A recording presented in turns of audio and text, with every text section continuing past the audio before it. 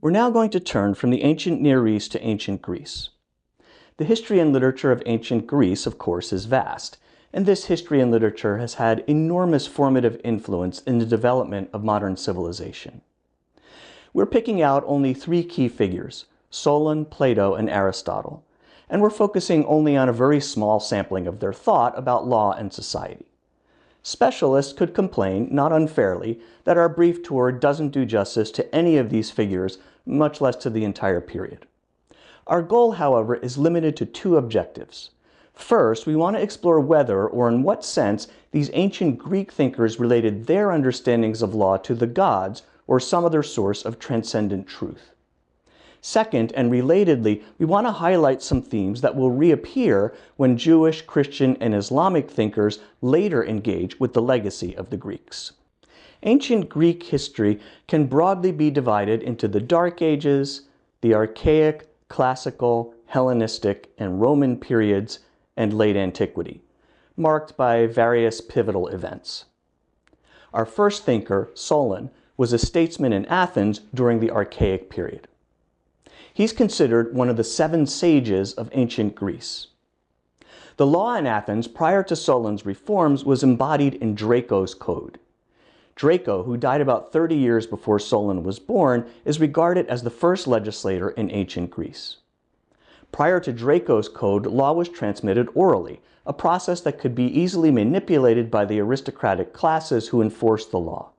Laws from Draco's code, somewhat like the Sumerian and Babylonian codes we studied, were inscribed and displayed in public places on revolving wooden cylinders called axones, and perhaps also on stone or bronze markers called kirbes.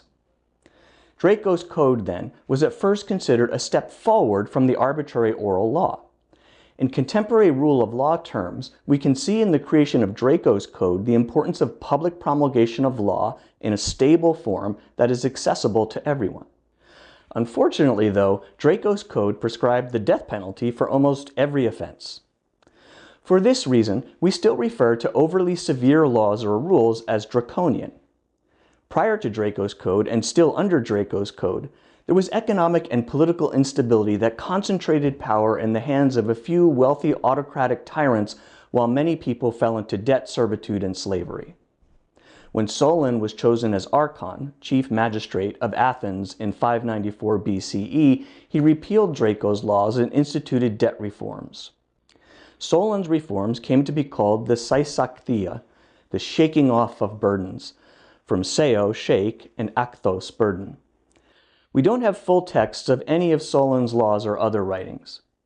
Our knowledge is limited to fragments mentioned by later authors. Our first selection is from Plutarch's Parallel Lives. Plutarch lived in the mid-1st to early 2nd century CE, that is, about 650 years after Solon. His Parallel Lives, written in Greek, was comprised of 23 pairs of biographies, with each set comparing a Greek and a Roman figure.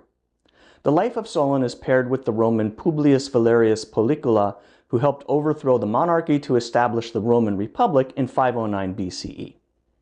Given Plutarch's purpose in the Parallel Lives, which is to provide moral instruction, and the paucity of source material for some of his subjects, we can assume he sometimes embellishes or picks up on tales and legends about his subjects, although he's generally considered reasonably reliable in the context of ancient historiography.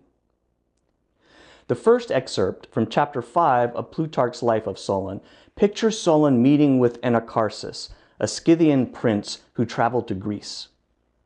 Little is known about the historical Anacharsis, if he in fact existed. In later Greco-Roman literary traditions, he came to represent a type of noble barbarian, and he was sometimes listed among the 7 sages of ancient Greece. In this almost certainly apocryphal vignette, Anacharsis drops by Solon's house to discuss life and law. Anacharsis, the witty barbarian, laughs at Solon's naive belief that written laws can check the injustice and rapacity of the citizens. According to Anacharsis, laws are like spiders' webs that catch the weak but that are easily broken by the rich. Solon replies that his laws are designed so that it's in everyone's best interest, rich and poor alike, to comply. Plutarch suggests that Anacharsis was proven right in the end, not least because, as Anacharsis observed, The wise men pleaded causes, but the fools decided them. This tale highlights some long-standing tensions in the concept of the rule of law. Does the law actually work to protect the vulnerable, or is it always just a trap that the rich and powerful can avoid? Is it in fact possible to design laws establishing a social order with a mix of incentives such that most of the time most people act lawfully? And how can a legal system ensure that day-to-day legal decision makers, such as judges and juries, apply the law fairly and knowledgeably? Our second excerpt from chapter 17 of Plutarch's Lives demonstrates the harshness of Draco's laws, including the adage that Draco's laws were written not with ink, but with blood. Chapter 20 includes, as Plutarch notes, a very peculiar and surprising law that a person who refuses to take sides in a factional dispute, meaning a dispute over who could control the government, should be disenfranchised. Whatever we might think of this law, we might admire Plutarch's take on what it says about personal commitment. A man should not be insensible or indifferent to the common weal, arranging his private affairs securely and glorying in the fact that he has no share in the distempers and distresses of his country, but should rather espouse promptly the better and more righteous cause, share its perils, and give it his aid, instead of waiting in safety to see which cause prevails. Our second group of readings on Solon comes from a text on the Athenian constitution attributed to Aristotle. We'll discuss Aristotle further in a later video. This work is not included in the Corpus Aristotelicum, that is, the collection of works scholars firmly attribute to Aristotle. It may have been compiled by a student of Aristotle as part of a survey relating to Aristotle's politics, which is the source of some of our readings from Aristotle. Chapter 9 lists 3 of Solon's key reforms. Loans could not be secured by the person. In other words, a person could not pledge their body and labor as security for a loan, such that default would subject the debtor to slavery.